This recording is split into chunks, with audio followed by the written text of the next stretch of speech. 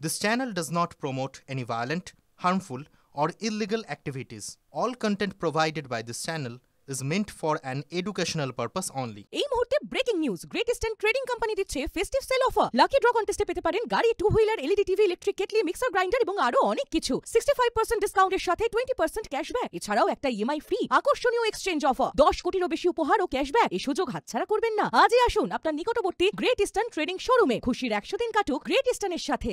ফের উত্তপ্ত কসবার গুলশান কলোনি। তৃণমূলের দুই গোষ্ঠীর কোন্দলে এলাকায় উত্তেজনা বলে দাবি বিরোধীদের।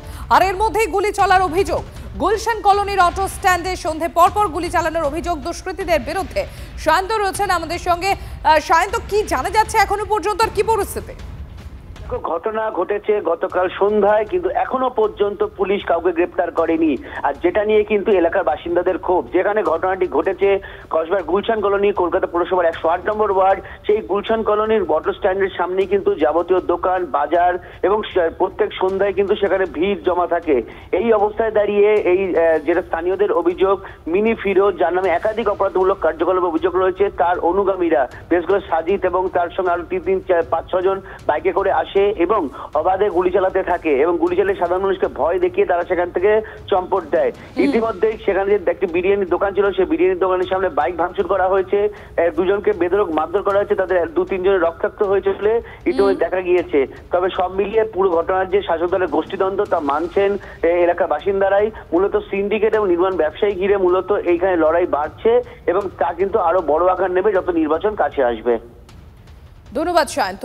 আমরা ইতিমধ্যেই টেলিফোনে যোগাযোগ করতে পেরেছি অবসরপ্রাপ্ত পুলিশ কর্তা অরিন্দম আচার্য রয়েছেন আমাদের সঙ্গে। অরিন্দম বাবু, ভর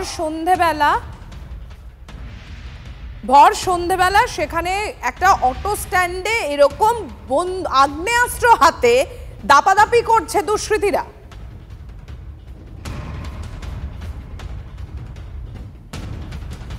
অরিন্দম বাবু শুনতে পাচ্ছেন?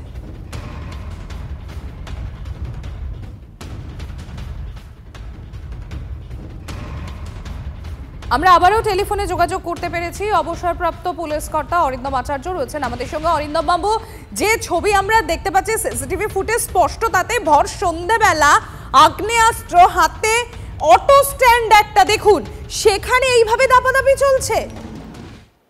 আসলে কি বলুন তো, যারা এই ধরনের কাজ করছে সাহস পাচ্ছে, তারা জানে যে আমাদের কিছু হবে না, তাহলে তো এত সাহস কেন? কসবা তো কসবাতেই আছে। সুশান্ত বাবুকে মারার ঘটনা আপনি জানেন, কসবা ইনস্টিটিউশনে ঘটনা, মারাত্মক ঘটনা জানে, মানে মুখ্যমন্ত্রী পর্যন্ত প্রচন্ড ক্ষুব্ধ হয়েছে, ডিজি পর্যন্ত, সিপি পর্যন্ত প্রচন্ড অ্যানয়েড। তাহলে এত সাহস পাচ্ছে কেন? হ্যাঁ, সাহস পাবে। এবং এই রাজ্যে এটা নয়, অন্য রাজ্যে যেহেতু কথা হচ্ছে না, আমি এই রাজ্যে কথা বলছি, একটা ভয়ঙ্কর পরিস্থিতির দিকে আমরা চলেছি। কেন বলুন তো? দেখবেন এই সমস্ত আসামিরা এত সাহস পাচ্ছে, শিয়ালদা থেকে শুরু করে বিভিন্ন জায়গায় পুলিশ এসটিএফ ধরছে, তা সত্ত্বেও সাহস পাচ্ছে কেন? কারণ মূল জায়গাটা কিন্তু পুলিশ এখন পর্যন্ত আঘাত করতে পারছে না।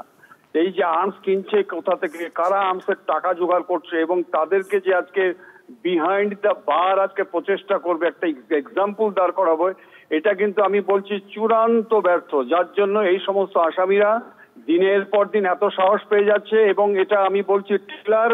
কারণ আগামী যে 2026-এ যে ইলেকশন হবে, আপনি দেখবেন যদি প্রশাসন আজকে প্রিকশনারি মেজার না নেয়, আমাদের এই বাংলা কিন্তু ভয়ঙ্কর রূপ আপনারা দেখতে পাবেন। ধন্যবাদ আপনাকে।